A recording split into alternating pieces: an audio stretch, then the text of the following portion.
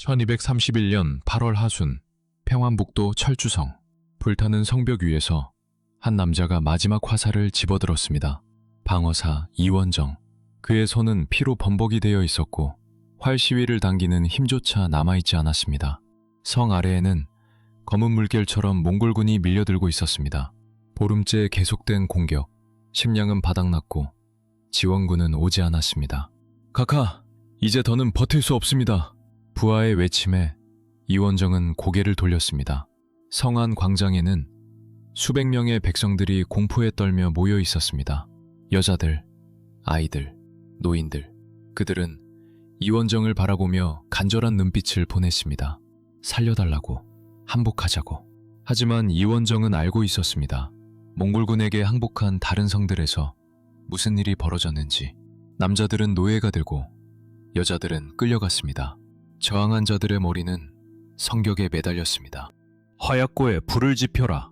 이원정의 목소리는 차가웠습니다. 판관 이희적이 그를 바라봤습니다. 둘의 눈이 마주쳤습니다. 긴 설명은 필요 없었습니다. 이희적은 고개를 끄덕였습니다. 잠시 후 엄청난 폭음이 철주성을 뒤흔들었습니다. 화약고에서 솟아오른 화염이 하늘을 붉게 물들였습니다. 이원정은 처자식의 손을 잡고 불길 속으로 뛰어들었습니다. 이희적은 창고의 백성들을 모두 모았습니다. 여자들과 아이들이 울부짖었지만 그는 멈추지 않았습니다. 그리고 문을 잠그고 불을 질렀습니다. 마지막으로 남은 남자들과 함께 그 역시 스스로 목숨을 끊었습니다. 철주성은 그렇게 무너졌습니다. 하지만 이것은 시작에 불과했습니다. 구독을 눌러주세요. 매일 새로운 영상이 올라옵니다. 어느 도시에서 보고 계신가요? 지금 몇 시인가요? 댓글로 알려주세요. 좋아요 버튼도 꼭 눌러주세요. 철주성의 비극을 이해하려면 우리는 시간을 조금 되돌려야 합니다. 1218년, 고려와 몽골은 적이 아니었습니다. 오히려 동맹이었습니다. 당시 동아시아는 거대한 지각 변동을 겪고 있었습니다. 북방 초원에서 칭기즈칸이 이끄는 몽골 제국이 무서운 속도로 팽창하고 있었습니다. 금나라는 몽골의 공격을 받아 무너지고 있었고 그 혼란 속에서 거란족 잔당들이 독자 세력을 꿈꾸며 봉기했습니다. 야율 유가가 이끄는 거란군 수만 명이 몽골군과 금군에게 쫓겨 고려 땅으로 밀려들어왔습니다. 그들은 강동성에 틀어박혀 고려를 위협했습니다.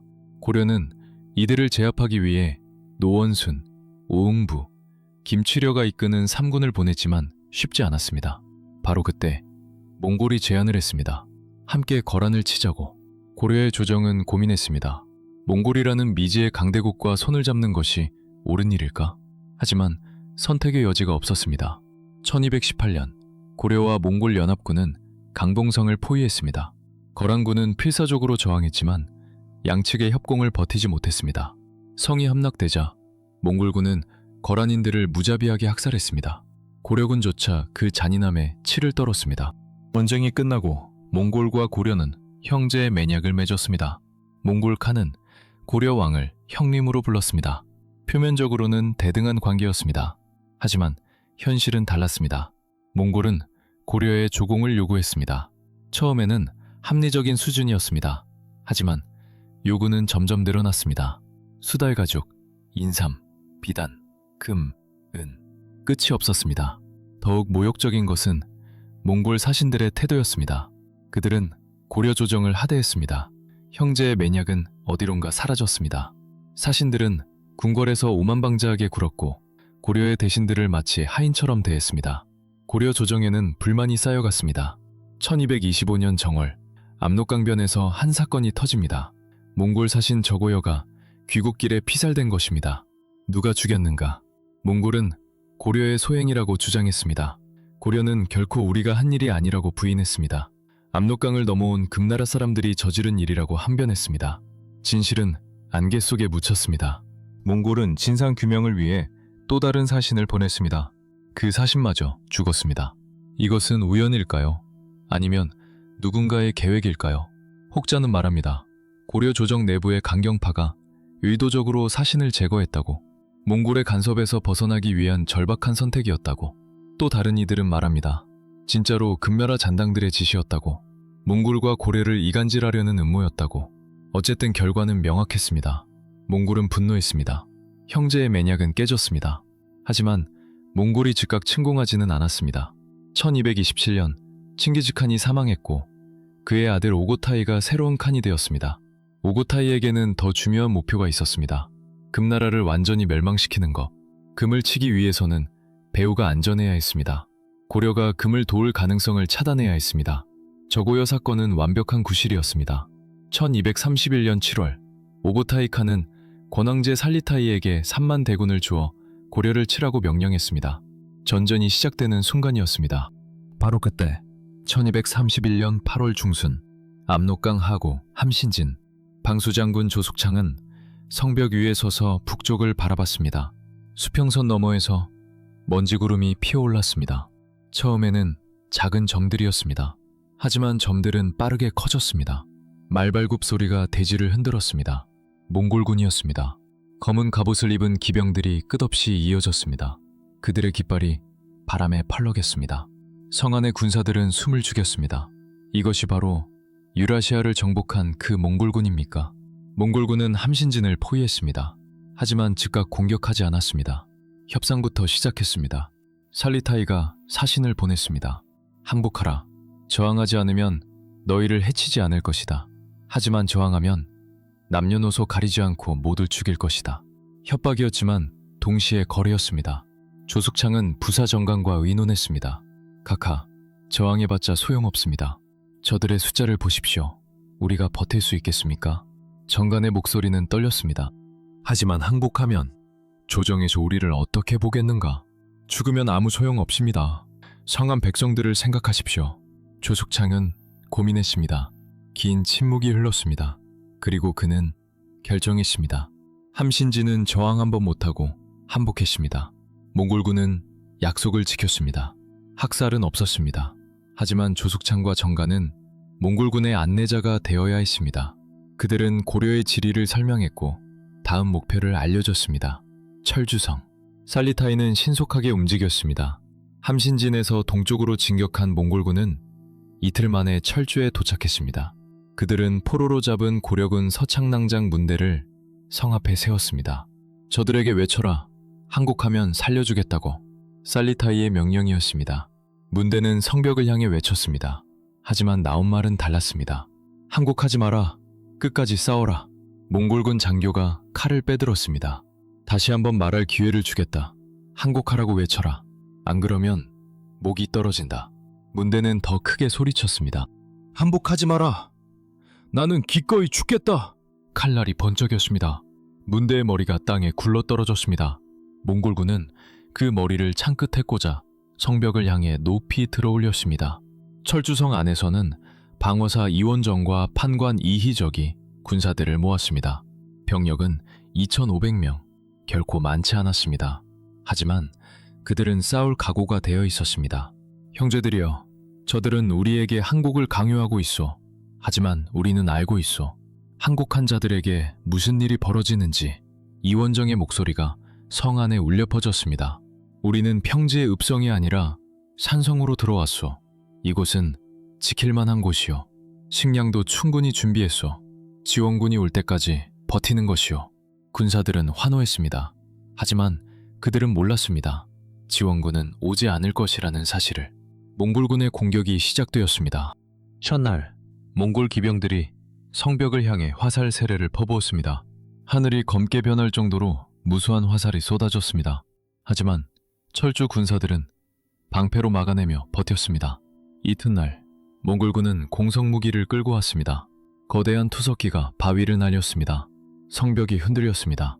일부가 무너졌습니다. 하지만 군사들은 밤새 수리했습니다. 사흘째, 사흘째, 나흘째. 공격은 계속되었습니다. 이원정과 이희적은 교대로 성벽을 순찰하며 군사들을 독려했습니다. 조금만 더 버티자. 곧 개경에서 지원군이 온다. 하지만 그들의 얼굴에는 불안이 어려 있었습니다. 정말 지원군이 올까? 열흘째, 식량이 바닥나기 시작했습니다. 처음 준비한 양으로는 보름을 버틸 수 있을 것이라 생각했습니다. 하지만 몽골군의 공격이 너무 치열했습니다. 부상자가 속출했고 식량 소비가 예상보다 빨랐습니다. 12일째, 군사들 사이에서 불안이 퍼졌습니다. 지원군은 오지 않았습니다. 성벽 곳곳이 무너져 내렸습니다. 수리할 힘조차 남아있지 않았습니다. 14일째, 이원정은 결단을 내려야 했습니다. 성루에서 그는 성안을 내려다봤습니다. 광장에 모여있는 백성들, 공포에 질린 얼굴들, 굶주림의 야윈 몸들, 그리고 희망을 잃은 눈빛들. 카카, 이희적이 다가왔습니다. 내일이면 식량이 완전히 떨어집니다. 결정하셔야 합니다. 무엇을 결정하란 말인가? 항복하시겠습니까?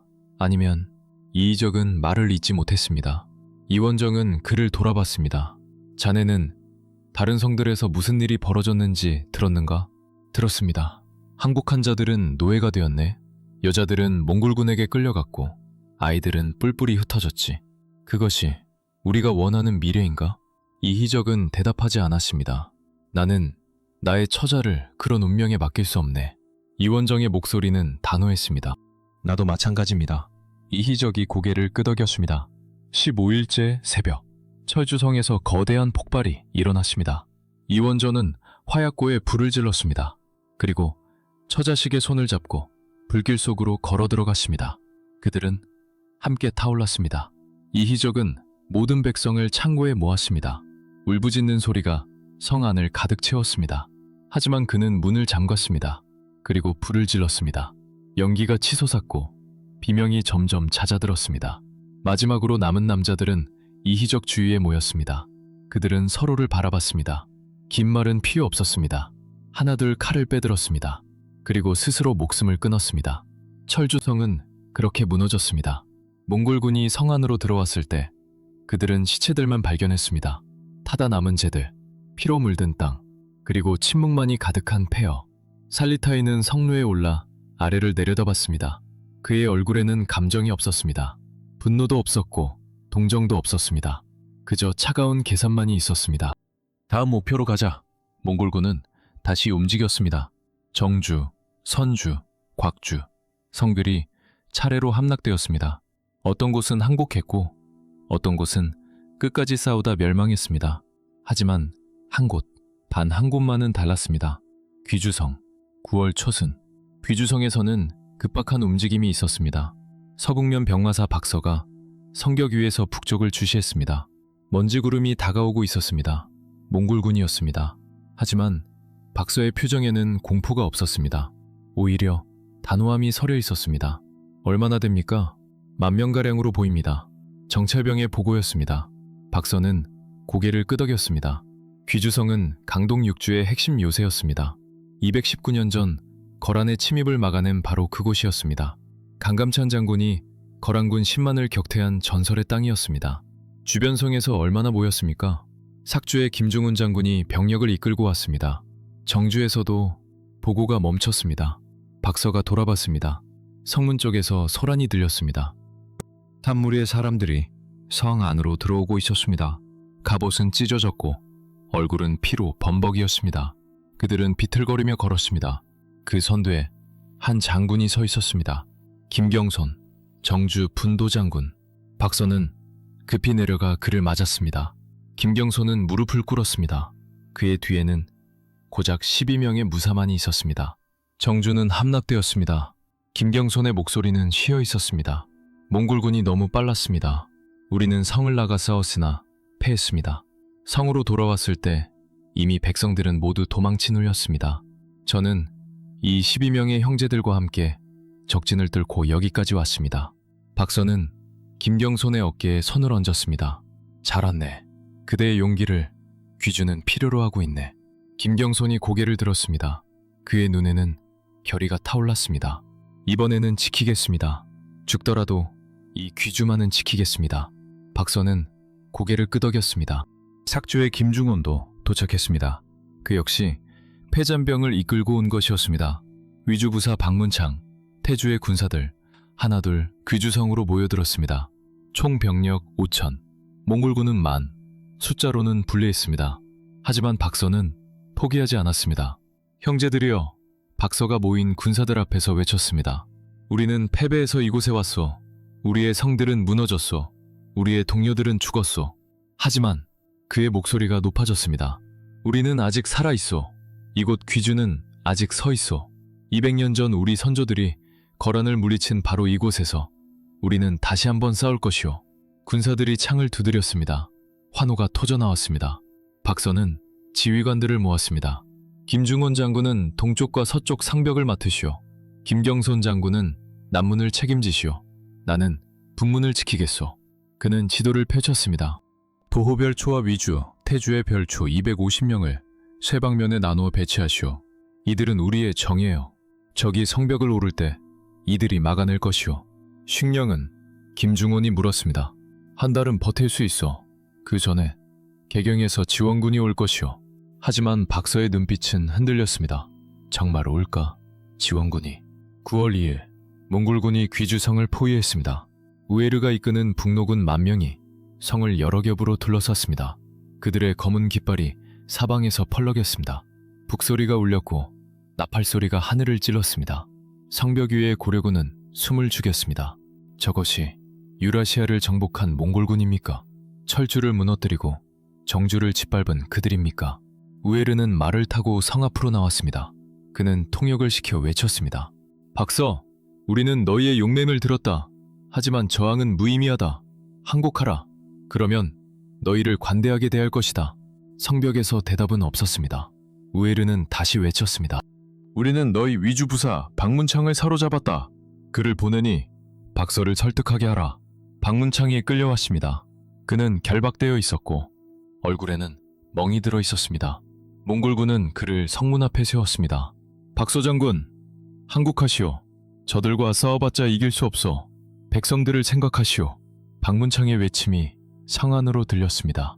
박서는 성루에서 아래를 내려다봤습니다. 그의 옆에 김경손이 서 있었습니다. 카카. 김경손이 입을 열었습니다. 저자는 이미 적의 포로여. 적의 앞잡이가 되었소. 박서의 목소리는 차가웠습니다. 하지만 항복하면 우리 모두 죽소. 천천히 고통스럽게 죽을 것이오. 차라리 여기서 싸우다 죽는 것이 낫소. 박서는 활을 들었습니다. 그리고 박문창을 겨냥했습니다. 카카, 제발. 박문창의 비명이 터졌습니다. 박서는 화살을 쏘지 않았습니다. 대신 명령을 내렸습니다. 저자를 끌고 오라.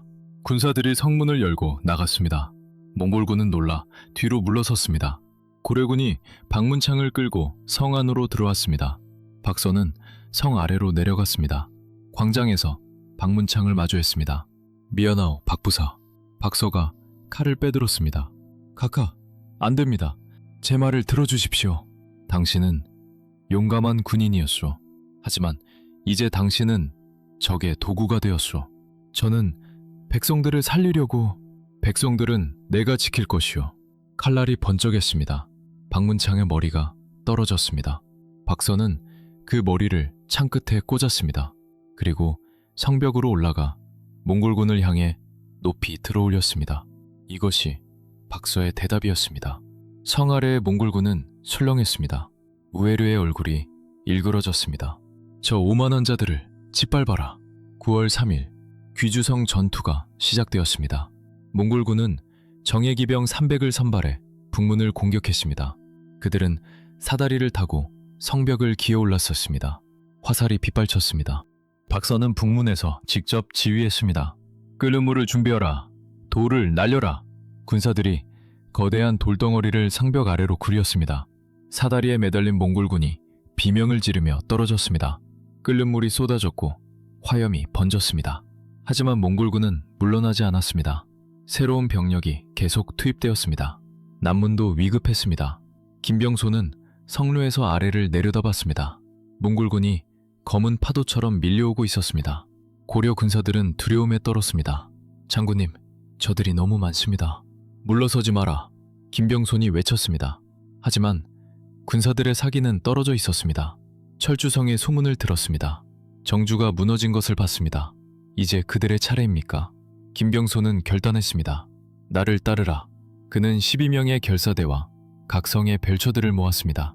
우리가 나가서 싸울 것이다. 너희는 목숨을 돌보지 말고 죽어도 물러서지 마라. 하지만 별초들은 땅에 엎드린 채 일어나지 않았습니다. 김경소는 그들을 돌아봤습니다. 공포에 질린 얼굴들, 떨리는 손들. 좋다, 돌아가라. 그는 별초들을 성 안으로 돌려보냈습니다. 그리고 12명의 결사대만 데리고 성문을 열었습니다. 형제들이여, 우리면 정주에서 함께 죽을 뻔했다. 하지만 살아남았다. 이제 우리가 할 일은 명확하다. 저 오만한 적들에게 고려의 힘을 보여주는 것이다.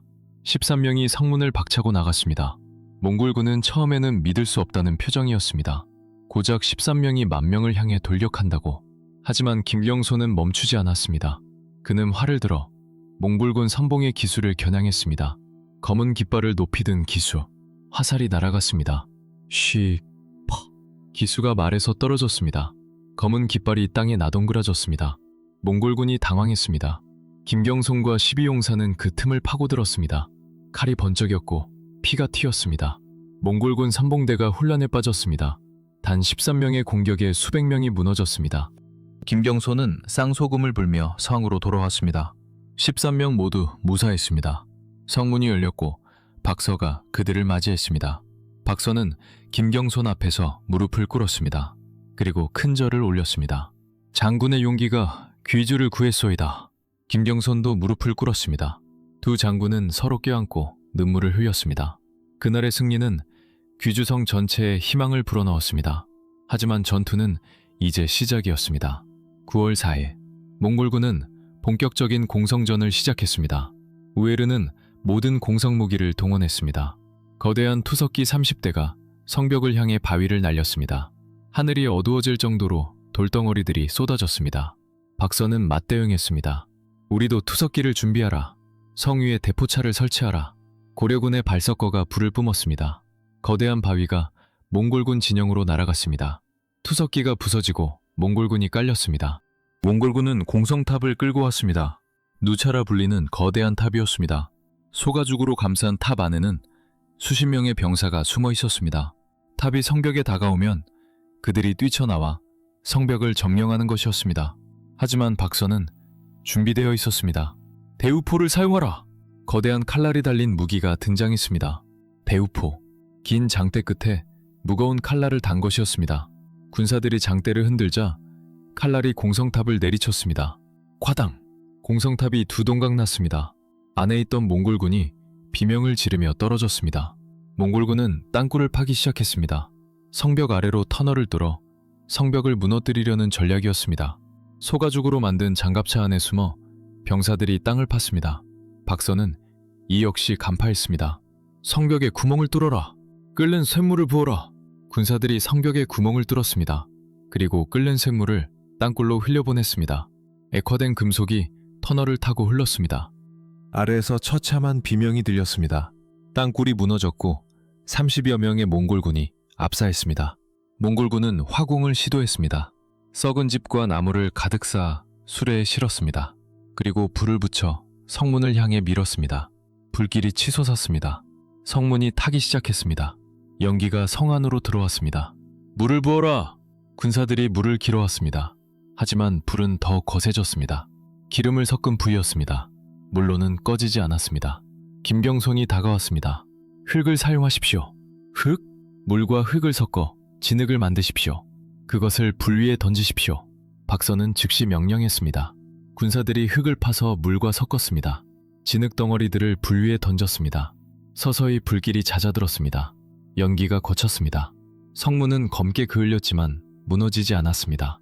열흘이 지났습니다. 20날이 지났습니다. 몽골군의 공격은 계속되었지만 귀주성은 무너지지 않았습니다. 매번 새로운 공격이 왔지만 박서와 김경소는 기지를 발휘해 막아냈습니다. 어느 날 몽골군 진영에서 노장 한 명이 성벽을 올려다봤습니다. 그는 수많은 전쟁을 겪은 베테랑이었습니다. 유라시아 곳곳의 성들을 공략했었습니다. 하지만 이런 성은 처음이었습니다. 내가 성인이 되어 종군하면서 천하의 성에서 벌어지는 전투를 두루 보았지만 노장은 중얼거렸습니다. 이처럼 공격을 받으면서도 끝내 항복하지 않는 경우는 본 적이 없다. 성 안에 있는 저 장수들은 훗날 반드시 모두 장군이나 재상이 될 것이다. 몽골군 내부에서도 귀주성에 대한 경외심이 퍼지고 있었습니다. 30일이 지난 어느 날 우에르는 결정했습니다. 귀주성 포위를 풀어라. 우리는 남쪽으로 간다. 참모들이 놀랐습니다. 장군님, 귀주를 그대로 두고 가시렵니까? 저 성은 함락시킬 수 없다. 시간만 낭비할 뿐이다. 대신 주력군과 합류하여 개경을 치겠다. 몽골 북노군은 귀주성을 뒤로하고 남아있습니다. 성벽 위에서 박서와 김병소는 물러가는 몽골군을 바라봤습니다. 우리가 이긴 것입니까? 한 군사가 물었습니다. 이겼다. 박서가 대답했습니다. 우리는 살아남았다. 환호가 터져나왔습니다. 군사들은 서로 껴안고 울었습니다. 30일간의 악몽이 끝났습니다. 하지만 박서는 알고 있었습니다. 이것은 작은 승리에 불과했다는 것을. 몽골군의 주력은 여전히 고려 땅을 유린하고 있었습니다. 그리고 개경은 위기에 처해 있었습니다. 9월 중순, 개경 외곽 황주 동선역. 고려 조정은 뒤늦게 대응했습니다. 상장군 이자성을 수장으로 3군을 편성했습니다. 북상하여 몽골군을 막으라는 명령이었습니다.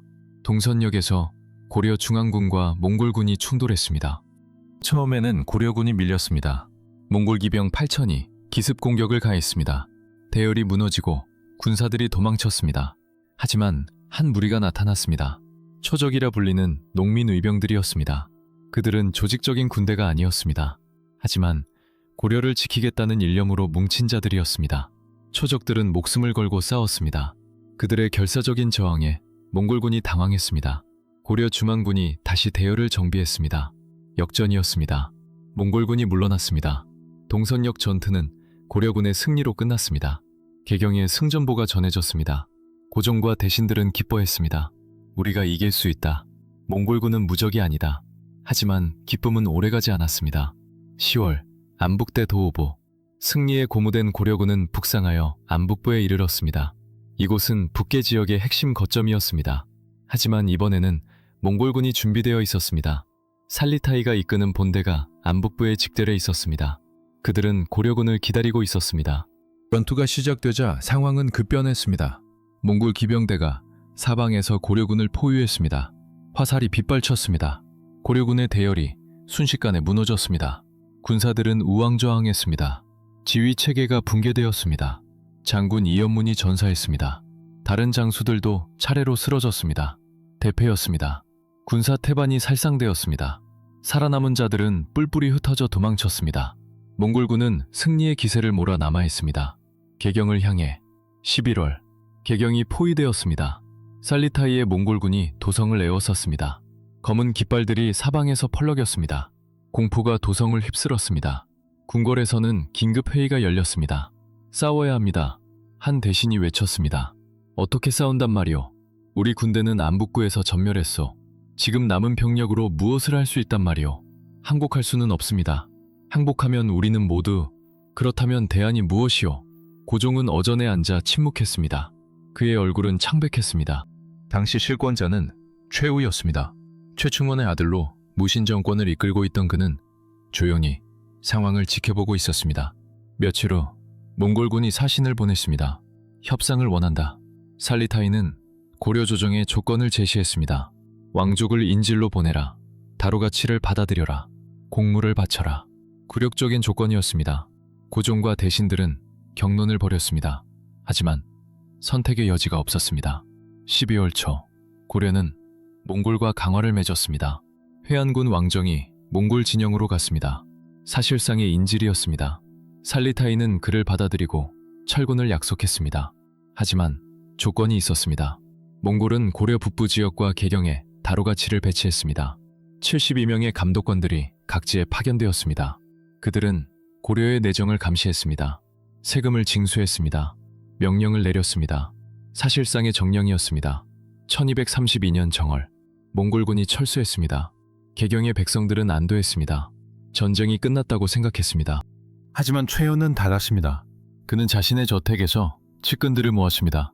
생천 부부사 윤인과 녹사 박문회가 있었습니다. 강화도를 살펴보았습니까? 최우가 물었습니다. 예, 대감. 윤인이 대답했습니다. 강화도는 섬이지만 개경에서 가깝습니다. 물길로 하루면 닿을 수 있습니다. 그리고 방어하기 좋습니다. 몽골군이 공격할 수 있겠습니까? 저들은 수전에 약합니다. 배가 없습니다. 강화도로 들어가면 안전할 것입니다. 최우는 고개를 끄덕였습니다. 그는 이미 결정하고 있었습니다. 몽골과의 전쟁은 끝나지 않았습니다. 오히려 이제부터 시작입니다. 2월, 다로가치들의 횡포가 시작되었습니다. 그들은 과도한 공물을 요구했습니다. 처음 약속했던 것보다 10배, 100배를 요구했습니다.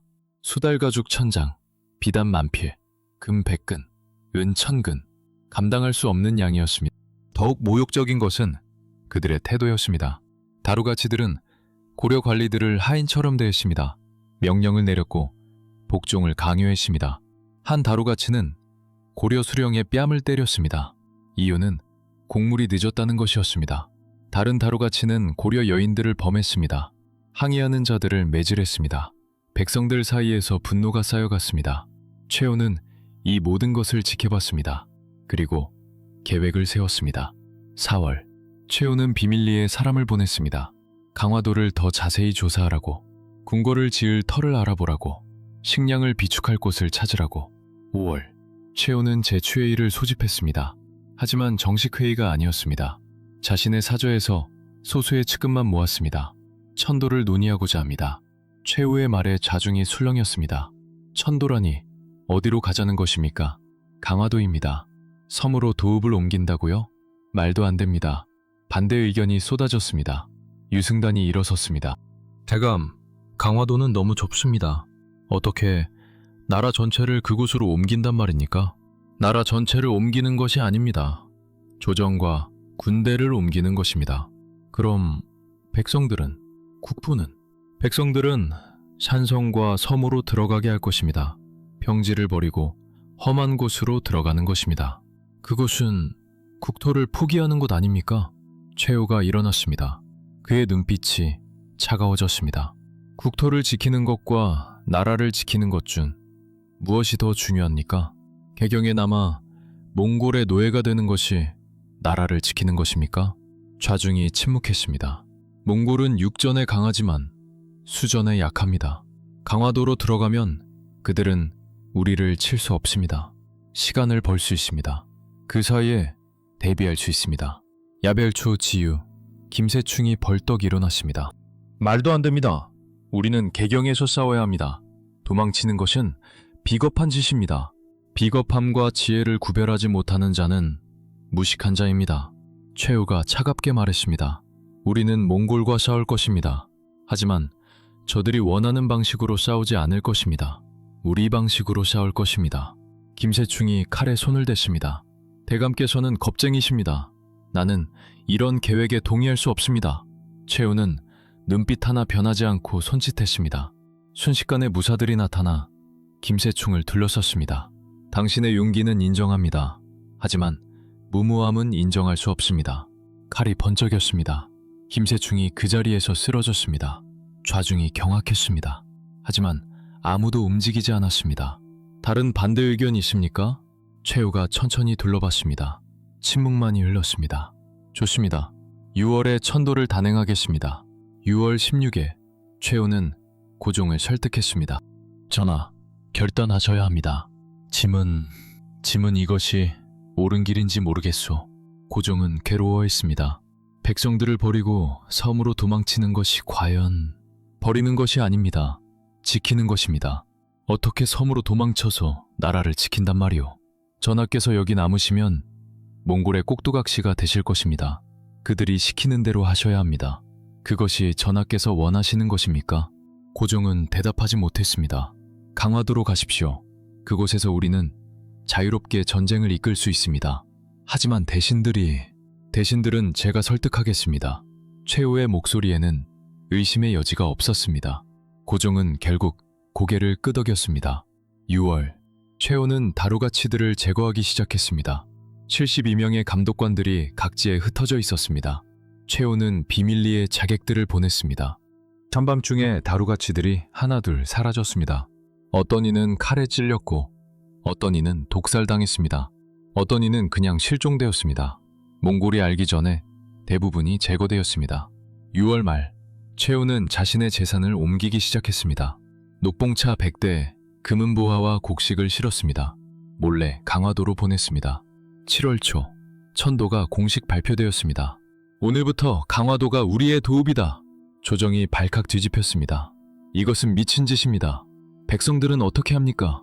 우리는 도망치는 것입니까? 하지만 최후는 단호했습니다. 모든 관리는 3일 내에 강화도로 이주하라. 따르지 않는 자는 역적으로 간주한다. 위협이었습니다. 7월 6일, 장마가 쏟아지는 가운데 고종은 개경을 떠났습니다. 왕의 행렬이 빗속을 걸었습니다. 대신들이 뒤를 따랐습니다. 백성들이 길가에 서서 울부짖었습니다. 전하, 우리를 버리고 가시는 겁니까? 우리는 어떻게 합니까? 전하, 고종은 고개를 돌리지 못했습니다. 눈물이 흘렀지만 빗물에 섞여 보이지 않았습니다. 행렬은 경천사에서 하루를 묵었습니다. 그리고 이틀째 되는 날 강화도에 도착했습니다. 섬은 작았습니다. 궁궐도 없었습니다. 임시 천막이 전부였습니다. 하지만 최후는 만족했습니다. 이제 시작이요. 그는 강화도 해안을 바라봤습니다. 몽골이 올 것이요. 하지만 이 바다를 건너지는 못할 것이요. 며칠 후 몽골의 소식이 전해졌습니다. 살리타이는 분노했습니다. 감히 섬으로 도망쳤다고. 그는 즉시 오구타이 칸에게 보고했습니다. 칸의 대답은 명확했습니다. 고려를 다시 쳐라. 이번에는 완전히 짓밟아라. 8월, 살리타이는 다시 압록강을 건넜습니다. 이번에는 더 많은 병력을 이끌고 왔습니다. 그의 얼굴에는 살기가 서려 있었습니다. 2차 침공이 시작되는 순간이었습니다. 고려의 운명은 기로에 섰습니다. 강화도의 조정은 바다 건너 안전했습니다. 하지만 육지의 백성들은 무방비 상태였습니다. 산성으로 들어간 자들은 그나마 나았습니다. 하지만 대부분은 그대로 평지에 남아 있었습니다. 갈 곳이 없었습니다. 몽골군이 다가왔습니다. 이번에는 더 잔인했습니다. 강화천도에 분노한 살리타이는 고려 땅을 초토화하라고 명령했습니다. 마을마다 불이 붙었습니다. 백성들이 끌려갔습니다. 개경도 함락되었습니다. 빈 도성을 몽골군이 점령했습니다. 궁궐이 불탔습니다. 몽골군은 남아있습니다. 서경, 남경, 충주, 한 곳씩 짓밟혔습니다. 하지만 한 곳에서 기적이 일어났습니다. 용인 처인성, 승려 김윤우가 이끄는 부곡민들이 저항하고 있었습니다. 그들은 제대로 된 군인도 아니었습니다. 하지만 목숨을 걸고 싸웠습니다. 몽골군 총사령관 살리타이가 직접 처인성을 공격했습니다. 그리고 그날 김윤우가 쏜 화살 한 대가 살리타이의 가슴에 명중했습니다. 몽골의 원수가 쓰러졌습니다. 몽골군은 패닉에 빠졌습니다. 지휘관을 잃은 그들은 철수했습니다. 2차 침공은 그렇게 끝났습니다. 하지만 전쟁은 끝나지 않았습니다. 강화도에서 최후는 알고 있었습니다. 몽골은 다시 올 것이라고. 3차, 4차, 5차, 끝없이 올 것이라고. 30년의 긴 전쟁이 이제 막 시작되었습니다. 그리고 그 전쟁 속에서 고려의 백성들은 상상할 수 없는 고통을 겪게 될 것입니다. 1232년 9월, 경기도 광주, 부사 이세화는 성벽 위에서 남쪽을 바라봤습니다. 일장산성, 지금은 남한산성으로 불리는 이곳이 몽골군에 포위되어 있었습니다. 2달째였습니다. 몽골군은 끊임없이 공격했습니다. 하지만 이세화와 광주 백성들은 버텼습니다. 성벽 곳곳이 무너졌지만 밤마다 수리했습니다. 화살이 떨어지면 돌을 던졌습니다. 돌이 없으면 맨손으로 싸웠습니다. 각하, 식량이 바닥났습니다. 부하의 보고였습니다. 나무 껍질이라도 벗겨 먹어라. 풀뿌리라도 캐라. 그마저도 이제... 그럼 흙이라도 삼켜라. 이세화의 목소리는 거칠었습니다. 하지만 그의 눈에는 눈물이 맺혀 있었습니다. 청 아래에서 몽골군 장교가 외쳤습니다. 항복하라. 더 이상의 저항은 무의미하다. 이세화는 대답 대신 화살을 날렸습니다. 화살은 빗나갔습니다. 손에 힘이 없었습니다. 나흘 후 몽골군은 공격을 멈췄습니다. 그리고 철수했습니다. 이유는 간단했습니다. 더 중요한 목표가 있었기 때문입니다. 강화도를 공격하기 위해서는 우선 주변을 장악해야 했습니다. 광주성이 살아남은 것은 기적이었습니다. 하지만 모든 곳이 이렇게 운이 좋지는 않았습니다. 12월, 용인 처인성. 여기는 작은 산성이었습니다. 본래는 수주의 부곡이었습니다. 부곡, 천민들이 사는 곳이었습니다. 하지만 지금 이곳에는 놀라운 일이 벌어지고 있었습니다. 승려 김윤후가 부곡민들을 이끌고 있었습니다. 그는 본래 백원년 출신이었습니다. 승려였지만 무예에 능했습니다. 몽골군의 침공 소식을 듣고 처인성으로 와서 백성들을 조직했습니다. 형제들이여, 김윤후가 성벽 위에서 외쳤습니다. 우리는 천민입니다. 조정은 우리를 사람 취급도 하지 않았습니다. 하지만 이것만은 기억하십시오. 이 땅은 우리 땅입니다. 우리 조상들이 피땀 흘려 일군 땅입니다. 부곡민들이 귀를 기울였습니다. 몽골군이 온다면 우리는 어떻게 되겠습니까? 노예가 됩니다. 짐승보다 못한 취급을 받을 것입니다. 그것이 우리가 원하는 것입니까? 아닙니다. 그렇다면 싸우십시오. 목숨을 걸고 싸우십시오.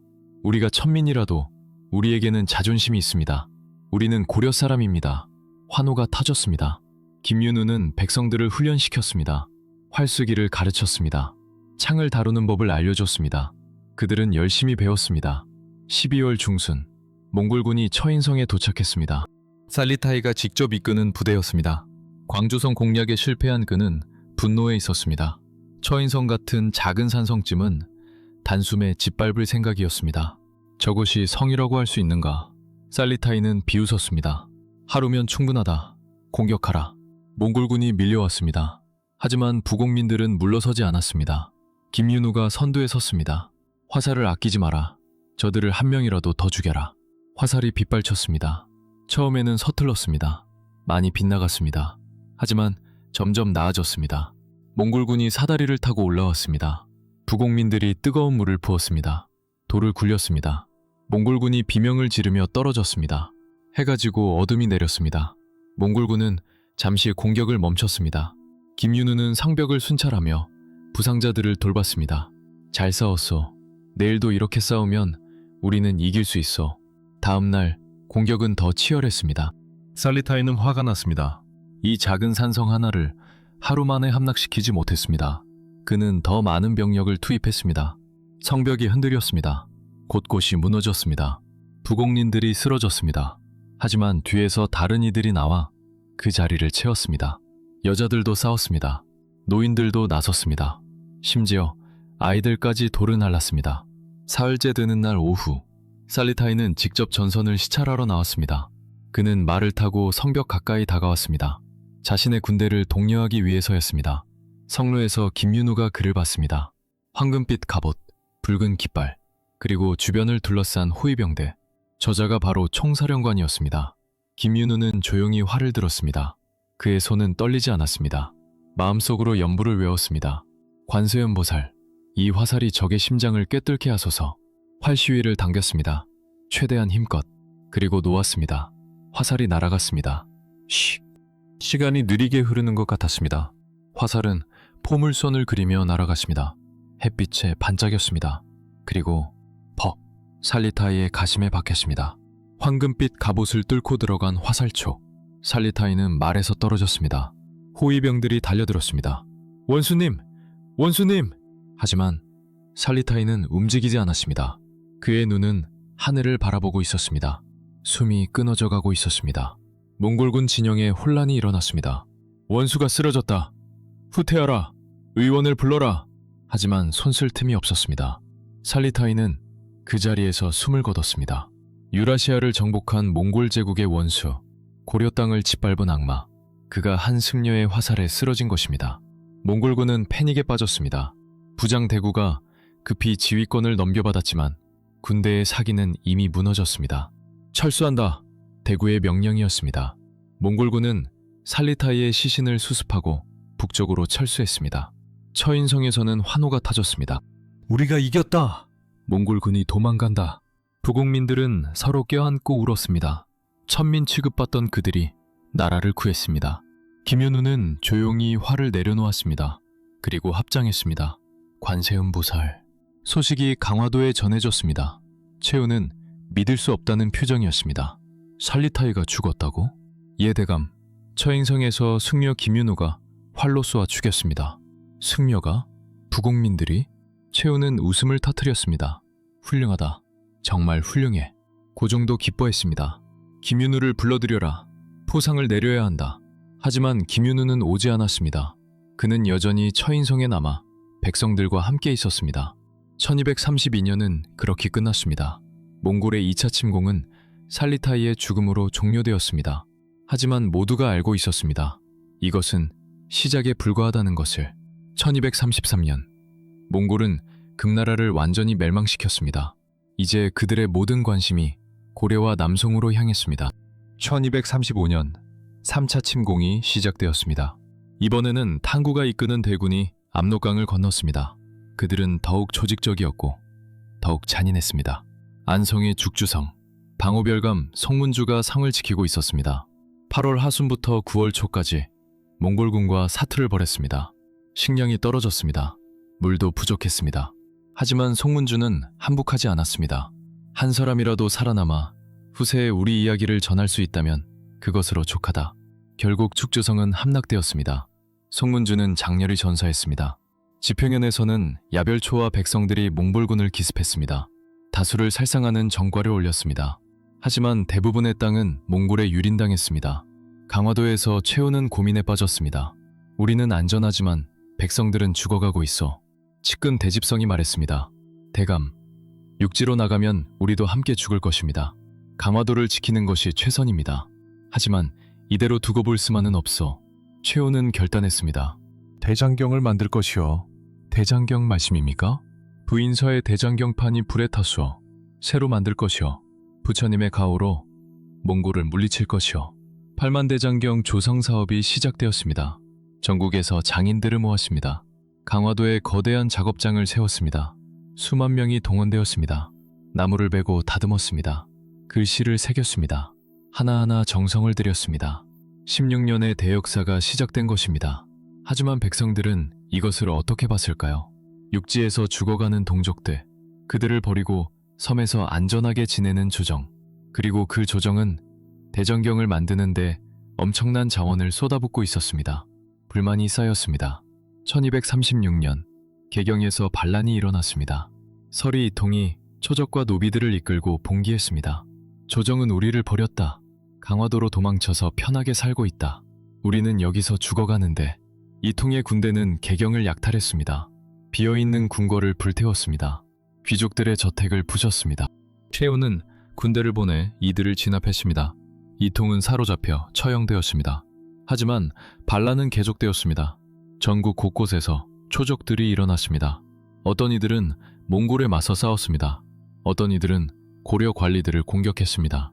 혼란이 가중되었습니다. 1240년대 몽골의 공격은 계속되었습니다.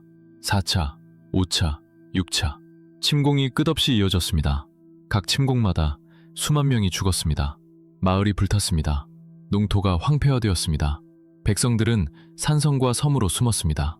하지만 그곳의 생활도 지옥이었습니다. 식량이 부족했습니다. 산에서 머루와 다래를 따먹었습니다. 섬에서는 조개를 캐고 물고기를 잡았습니다. 하지만 그것만으로는 부족했습니다. 질병이 퍼졌습니다. 굶주림과 추위로 많은 이들이 죽었습니다. 특히 노인과 아이들이 견디지 못했습니다. 어떤 산성에서는 사람들이 서로를 잡아먹는 일까지 벌어졌습니다. 인륜이 무너졌습니다. 강화도는 달랐습니다. 최후는 강화도를 작은 낙원으로 만들었습니다. 육지에서 나무를 베어다가 궁궐을 지었습니다.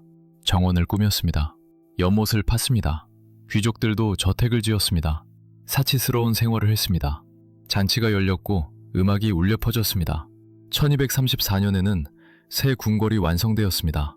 1251년에는 국자감이 세워졌습니다. 1255년에는 태묘가 건립되었습니다. 강화도는 점점 화려해졌습니다. 하지만 육지는 계속 황폐해져 갔습니다. 1253년 몽골의 5차 침공, 예케가 이끄는 대군이 쳐들어왔습니다. 이번에는 동주, 춘주, 양근, 양주를 공격했습니다. 충주성이 포위되었습니다. 그곳에는 김윤우가 있었습니다. 처인성의 영웅, 그는 이제 방어별감이 되어 충주를 지키고 있었습니다. 70일간의 공방전이 벌어졌습니다. 김윤우는 처인성에서처럼 백성들을 조직했습니다.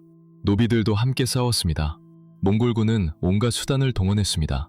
하지만 충주성은 무너지지 않았습니다. 예케는 점점 초조해졌습니다. 시간이 지날수록 불리해졌습니다. 겨울이 다가오고 있었습니다. 결국 그는 철수를 결정했습니다. 김윤후, 그 이름을 기억하겠다. 예케가 이를 갈았습니다. 충주성은 또 한 번 살아남았습니다. 하지만 김윤후의 운명은 비극적이었습니다. 그의 명성이 높아지자 최후의 아들 최양이 질투했습니다. 저자가 너무 유명해지고 있다. 위험하다. 1249년 최양은 김윤후를 모함했습니다. 그를 백령도로 유배 보냈습니다. 얼마 후 자객을 보내 바다에 던져 죽였습니다. 나라를 2번이나 구한 영웅이 권력자의 질투로 비참하게 죽은 것입니다. 이것이 강화도 정권의 실체였습니다.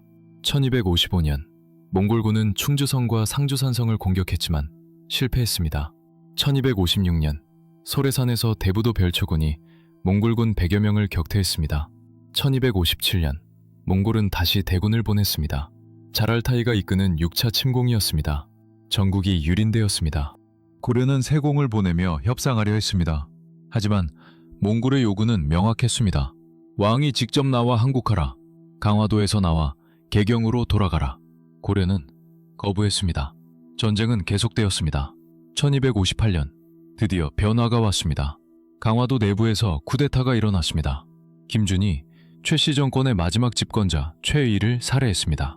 최씨 정권이 무너졌습니다. 새로운 권력자 김준은 몽골과의 협상을 시도했습니다. 하지만 여전히 출육은 거부했습니다. 1259년 고종이 결단했습니다. 짐이 직접 나가겠소. 대신들이 반대했습니다. 전하, 안 됩니다. 몽골에 가시면 백성들이 죽어가고 있어. 이제 그만 끝내야 하오. 고종은 강화도를 떠나 승천부로 갔습니다. 그곳에서 몽골 사신을 만났습니다. 협상이 시작되었습니다. 몽골은 여전히 강경했습니다. 개경으로 환도하라. 왕자를 인질로 보내라. 조공을 바쳐라. 고종은 일부를 받아들였습니다. 왕자 안경공 창을 몽골에 보냈습니다. 항복의 표시였습니다. 몽골군이 철수하기 시작했습니다. 28년 만에 전쟁이 끝나는 듯 보였습니다. 하지만 여전히 문제가 남아 있었습니다. 환도. 강화도의 무신 세력은 환도를 반대했습니다. 김준, 이면, 임유모. 그들은 강화도에서의 권력을 놓고 싶지 않았습니다. 1260년 고종이 사망했습니다. 원종이 즉위했습니다. 새 왕은 환도를 추진했습니다. 우리는 개경으로 돌아가야 하오. 약속을 지켜야 하오. 하지만 무신들은 버텼습니다. 몽골은 다시 압박했습니다. 약속을 지키지 않으면 다시 침공하겠다.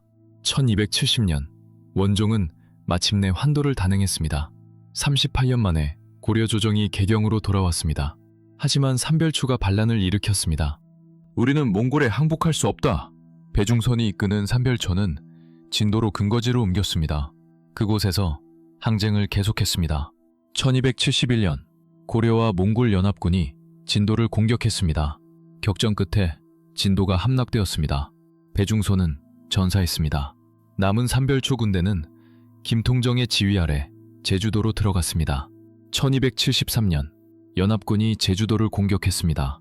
김통정은 끝까지 싸우다 자결했습니다. 삼별초의 항쟁이 끝났습니다. 그리고 진정한 의미에서 여몽전쟁도 종료되었습니다. 42년간의 긴 전쟁이었습니다. 대가는 참혹했습니다. 수십만 명이 죽었습니다. 정확한 숫자는 아무도 모릅니다. 기록되지 않은 죽음이 너무 많았습니다. 산성에서 굶어 죽은 노인들, 섬에서 질병으로 죽은 아이들, 몽골군에게 학살당한 백성들, 노예로 끌려간 여인들, 그들의 이름은 역사에 남지 않았습니다. 숫자로만 남았습니다. 국토는 황폐화되었습니다. 농토의 절반 이상이 버려졌습니다. 마을들이 폐허가 되었습니다. 문화재가 불탔습니다. 황룡사 9층 목탑, 천년 역사의 상징이 재가 되었습니다. 부인사의 대장경판, 수백 년 문화유산이 사라졌습니다. 하지만 팔만대장경은 완성되었습니다. 1251년, 16년의 대역사 끝에 8만 천여 개의 경판이 만들어졌습니다. 아이러니했습니다. 전쟁의 참화 속에서 인류 최고의 문화유산이 탄생한 것입니다. 고려는 살아남았습니다. 하지만 독립국으로서의 지위는 잃었습니다. 몽골의 부마국이 되었습니다. 왕은 몽골 공주와 결혼해야 했습니다. 왕세자는 몽골에서 자라야 했습니다. 내정 간섭이 시작되었습니다. 관리 임명에도 몽골의 승인이 필요했습니다. 그렇다면 이 전쟁은 무엇을 남겼을까요? 먼저 백성들의 저항정신입니다. 철주성의 이원정과 이의적, 그들은 한국보다 죽음을 택했습니다. 비주성의 박서와 김경손, 그들은 압도적인 적 앞에서도 물러서지 않았습니다. 처인성의 김윤우와 부곡민들, 천민 취급받던 그들이 나라를 구했습니다. 충주성을 지킨 노비들, 그들에게는 자유도 없었고 권리도 없었습니다. 하지만 조국을 지켰습니다. 산성과 섬에서 버틴 이름 없는 백성들, 그들은 기록되지 않았지만 잊혀지지 않았습니다. 그들이 있었기에 고려는 30년을 버틸 수 있었습니다. 몽골은 유라시아를 정복했습니다. 러시아도, 중동도, 동유럽도 무릎 꿇었습니다. 심지어 송나라마저 멸망했습니다. 하지만 고려는 끝까지 완전히 정복당하지 않았습니다. 물론 대가를 치렀습니다. 엄청난 피해를 입었습니다. 독립을 잃었습니다. 하지만 나라는 남았습니다. 왕조는 유지되었습니다. 문화는 보존되었습니다. 이것이 항쟁의 결과였습니다. 두 번째는 지도층의 무책임입니다. 최씨 정권은 강화도로 도망쳤습니다. 백성들을 버렸습니다. 그들은 섬에서 안전하게 살았습니다. 호화로운 저택을 짓고 사치스러운 생활을 했습니다. 육지의 백성들이 죽어가는 동안 그들은 잔치를 열었습니다. 김윤호 같은 영웅을 질투로 죽였습니다. 충신을 모함했습니다. 이것이 지도층의 실체였습니다. 하지만 아이러니하게도 강화천도가 없었다면 고려는 더 빨리 무너졌을지도 모릅니다. 개경에 남았다면 왕은 몽골의 꼭두각시가 되었을 것입니다. 조정은 완전히 장악되었을 것입니다. 강화도라는 안전한 근거지가 있었기에 장기 항전이 가능했습니다. 옳았을까요? 그렇다면 아니면 틀렸을까요? 역사의 정답은 없습니다. 다만 선택과 그 결과만 있을 뿐입니다. 세 번째는 전쟁의 참상입니다. 전쟁은 영웅을 만들지만 더 많은 희생자를 만듭니다. 우리는 박서와 김경손을 기억합니다. 김윤우를 기억합니다. 하지만 이름 없이 죽어간 수십만을 기억하지 못합니다. 산성에서 굶어 죽은 노인, 섬에서 병들어 죽은 아이, 몽골군에게 학살당한 농부, 노예로 끌려간 여인, 그들의 고통은 기록되지 않았습니다. 역사는 승자와 영웅의 것이기 때문입니다. 하지만 진정한 역사는 그 이름 없는 사람들의 것입니다. 마지막으로 우리는 무엇을 배울 수 있을까요? 첫째, 준비의 중요성입니다. 고려는 준비가 되어 있지 않았습니다. 몽골의 위협을 과소평가했습니다. 군대는 약했고 방어 체계는 허술했습니다. 함신진의 조숙창은 싸워보지도 않고 항복했습니다. 군기가 무너져 있었던 것입니다. 안북성 전투에서 중앙군이 대패한 것도 준비 부족 때문이었습니다. 반면 귀주성과 충주성은 버텼습니다. 준비된 지휘관과 각오한 병사들이 있었기 때문입니다. 둘째, 지도자의 책임입니다. 최씨 정권은 자신들의 안전만 챙겼습니다. 백성들은 뒷전이었습니다. 반면 박서, 김경손, 김윤호 같은 이들은 백성과 함께 싸웠습니다. 그래서 백성들이 따랐습니다. 지도자는 위기 때 앞장서야 합니다. 도망치면 모든 것이 무너집니다. 셋째, 백성의 힘입니다. 처인성의 부국민대, 충주성의 노비대, 그들은 사회 최하층이었습니다. 하지만 그들이 나라를 구했습니다. 진정한 힘은 백성에게 있습니다. 백성을 무시하는 나라는 위기에 무너집니다.